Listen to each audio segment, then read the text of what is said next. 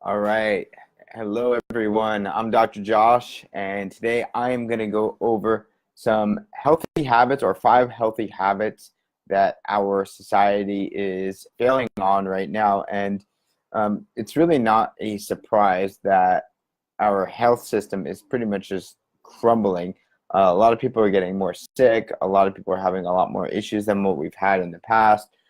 There's so many things going on, and there's so many ways to correct it, but you know, there's some underlying themes that I'd like to discuss and just talk about in this little segment here. And I know mostly I do YouTube videos, but today I just wanted to do a Facebook Live so that if I see any questions, I can answer them in either future videos or something like that. So, well, we're gonna just compare ourselves right now to, who we are now and maybe some other groups of people. I know sometimes comparing and contrasting with regard to health is not always the same.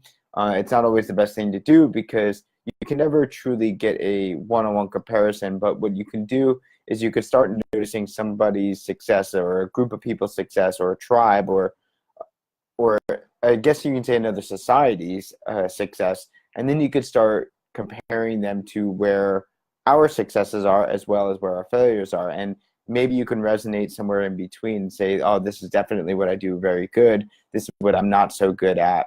And then you'll be able to kind of maybe make a shift in your own type of healthcare or maybe make a shift into your own habit changes.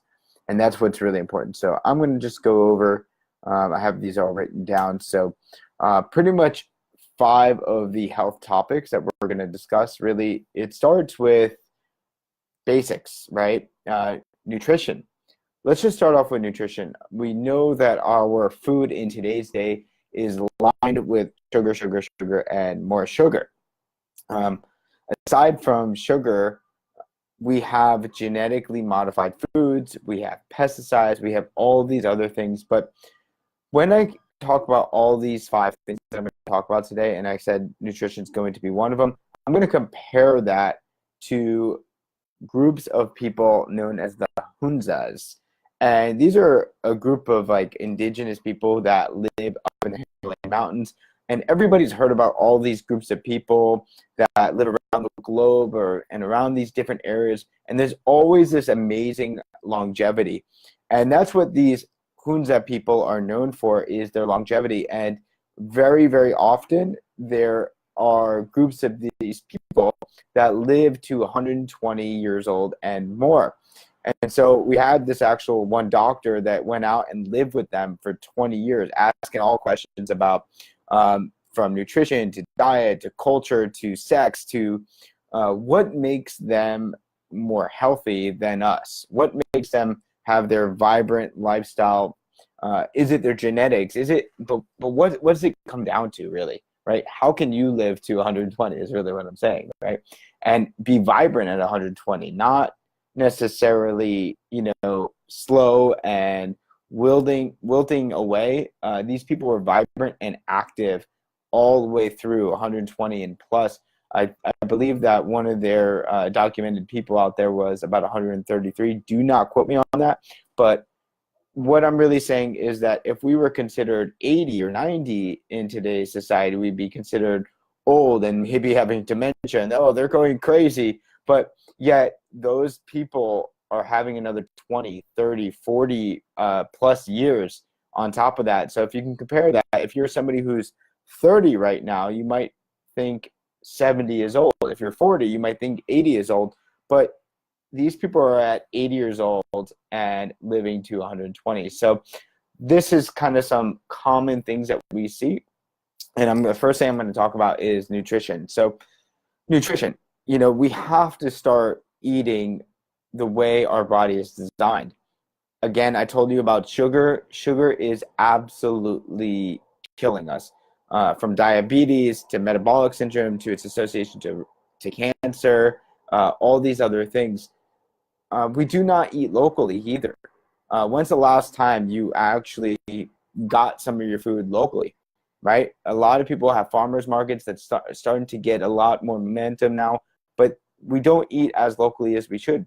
And we don't eat organic, natural foods and and things like that. So that's really where we're coming into, is that these foods are no longer natural, they're no longer native, and they're really killing us because they aren't natural. They don't have the nutrients that they once had in them. We have been over farming, right? So by over farming, we're not turning over the cycle of the crops, or we are turning over the cycle of the crops more, which means that the nutrients in the soil is less and less. If the nutrients are in the soil are less and less, then of course the fruit or the vegetable that you eat is going to have less nutrients. So if it has less nutrients, it's going to be less active in terms of fighting its ability to fight disease. Well, those are where the antioxidants are. Those are where we get some of our powerful antioxidants to fight the diseases that we get, right? So if we're not getting the nutrients, and then we're not getting not only the nutrients, but we're not getting the important chemical properties like the antioxidants and things like that, well, then we cannot ward off disease as well. So what do we do to help these plants? We genetically modify them, and then we spray pesticides on them so that they become more resistant, and so that we can ensure that we can survive these plants, so that we could feed millions or billions of people. And if we're feeding billions of people, we're turning it over even more, and then we're also getting back into this cycle again and again and again. So you can start seeing how nutrition is really important, and how the way our society is set up is that we're not set up to have good, healthy food because of the pesticides, because of all these other things that, like genetically modified foods. And, if you think about a genetically modified food, what we're really doing is we're taking a genetic modification of this plant here, and what we're doing is we're making it resistant to a bug, for example, so that when the bug eats that food, it dies. And so then the bug learns not to eat that food, right? And so what do? We eat it ourselves. And then that causes problems in our gut, which leads to intestinal permeability, or what we call leaky gut syndrome in some of the medical terminology. But pretty much, if you have these cells that are starting to break your gut down, what you're going to start noticing is allergies, psoriasis, autoimmune diseases, all these other chemical reactions that start to become low level and then build themselves up. You don't just wake up out of bed one day and have an autoimmune disease. The process, or the physiopathology is what we call it, actually takes time to build up. Same thing as if you hurt your low back and you bent over and you sprained it, it usually as a result of micro trauma over time. Same thing, micro trauma with regard to nutrition over time, that is what causes problems. So you can see, if you compare this to a lot of these indigenous tribes, well, what they do is they eat all natural, organic, occurring, readily available foods and fruits and nutrition. So now we combat that with, okay, let's get our organic spinach that's natural, but it's coming in the form of plastic bags. We're drinking water out of, all this plastic, and we have a lot of plastic contamination with all these other hormonal influences and insults. So that is just the basics right there. So another thing we're going to talk about is exercise. So a lot of people say vigorous exercise. Now, we're talking about 30 minutes every other day in America or Western societies, but vigorous daily exercise, guys. Not every other day, not when I feel like it, not the least common denominator to get it done so that I can go home and go to bed. You need to have vigorous exercise, or fairly vigorous exercise, every day. Like, how are you supposed to detox your body? How are you supposed to sweat if you don't move? Your body is designed to move. You have joints, you have arms, you have shoulders, you have a neck that is designed to move. When you move, you're actually secreting synovial fluid within those joints. And in addition to that, movement inhibits pain. So if you start to move more and you start moving properly, you're not only going to inhibit pain, but you're going to promote wellness. You're going to promote detoxification. If you really want to just think about it, I just said before, we're getting sicker, right? If we're getting sicker over time, what's happening, right? Think about that. If we're getting sicker over time and what we're doing is we're starting to follow governmental regulations like eat this, eat that, exercise this much times, and we're getting sicker, it doesn't make much sense to continue to follow that sicker route. Start doing something different. Start exercising more and eating better, right?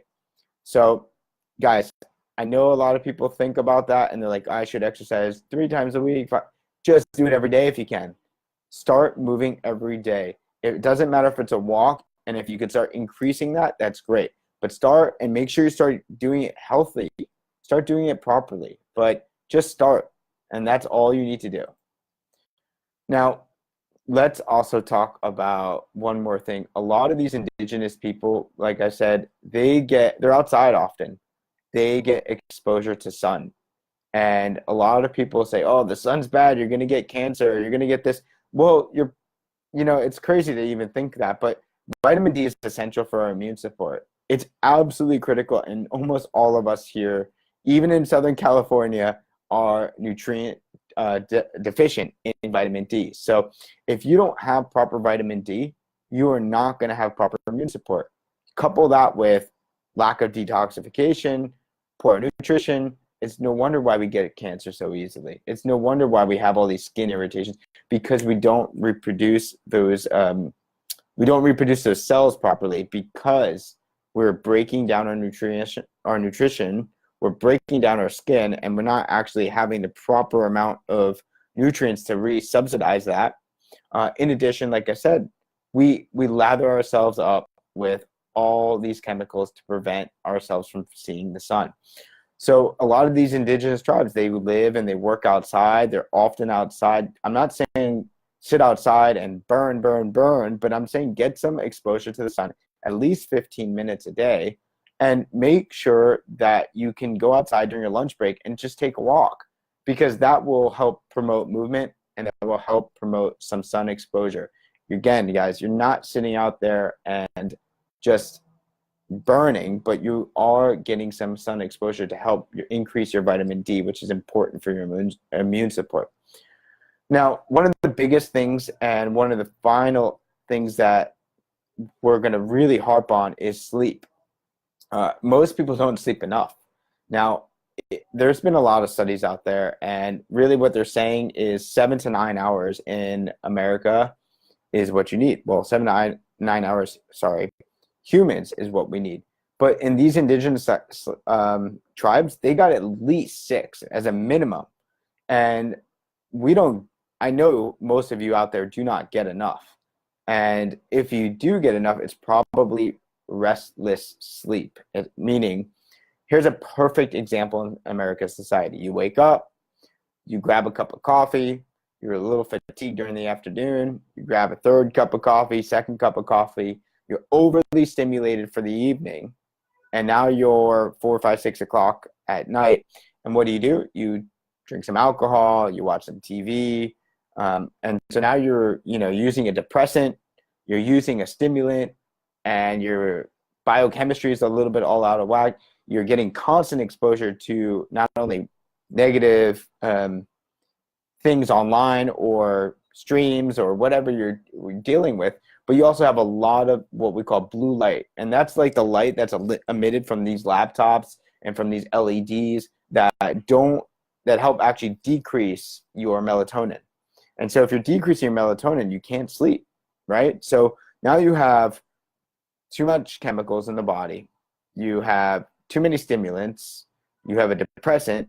You go to bed. You have blue light activation, which decreases your melatonin, and you wonder why you can't sleep. You have all these computers all the time. You sleep with a computer and a phone right next to your ear, and we wake up groggy the next morning. So what do? We chug a bunch of coffee. More than likely, if you're somebody watching, if you want to play the statistics, your coffee is filled with more sugar than it is filled with coffee itself. So you have coffee flavored sugar. So think about that. And you're just not getting enough sleep, and you're not getting proper sleep, and you're not getting restful sleep. So really, sleep is critical, because that is where regeneration occurs. That is where you heal. That is where you start growing stronger and solidifying your foundation. But if you start on this path where poor nutrition, poor exercise, don't get enough exposure to the sun, and now you're not sleeping right, you're becoming weaker every time you sleep. You're becoming weaker and weaker every day. And then one day you become broken and you start complaining that you're broken. And this is something I see all the time, is that I just went to bed and I just woke up with this, or I just did this. You've been breaking down and you're getting weaker every single day for weeks, months, and years. You have to start building a better, healthier habits. And that's just it. Sleep is absolutely essential. And I said 6 to 8 hours, but I would really urge 7.5 hours, minimum as 7 hours. And there's been a lot of research based off of that. So I'm not going to go into that. But guys, get your sleep and watch your coffee intake, watch your caffeine intake, especially after 2 to 3 p.m., and really watch your exposure to the blue light. Now, finally, in these tribes that we see these longevity, we talk about one final thing, and that is what we call purpose. And that's pretty much a connection to society. That's what you get. When you have a society and you have purpose, there's something worth living for. And it's really kind of interesting to talk about, because one can have a philosophical conversation with this, more so than a medical. But your lack of purpose or the presence of purpose can fulfill you enough to give you energy.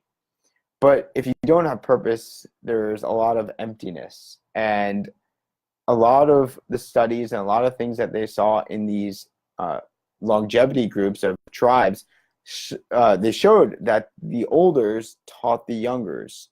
That was their purpose. That was their role in society. And as soon as they lost that purpose, they were done. They passed away for some reason. And now the medical research is starting to research people who are doing, or I should say, early retirement.